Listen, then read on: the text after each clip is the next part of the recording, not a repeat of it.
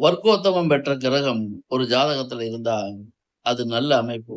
அது செய்ய வேண்டிய பலனை தெள்ளத் தெளிவா தரும். இப்ப உதாரணத்துக்கு, ஒரு ஜாதகத்துல லக்னாதிபதி வர்க்கோத்தமமா இருக்காருன்னு வச்சுக்கங்க.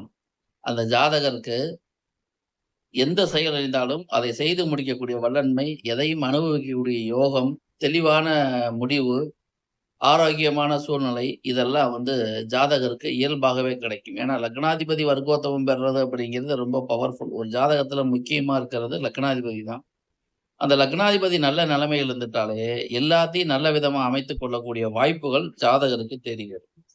வர்க்கோத்தமம் அப்படிங்கிறது ரொம்ப முக்கியம். அதே சமயத்துல வக்ரம் அப்படிங்கிறது ரொம்ப முக்கியம். அப்ப ஒரு ஜாதகத்துல வக்ரமா இருக்கா, வர்க்கோத்தமமா பெற்றிருக்கா அப்படிங்கிறத பொறுத்து பலன்கள் டோட்டலாக மாறும். ஸோ வர்க்கோத்தமம் அப்படிங்கிறது நல்ல அமைப்பு தான். வக்ரமும் சில வேளைகளில் நல்ல பலன்களை தனிப்பட்ட ஜாதகத்தை பொறுத்து தரும்.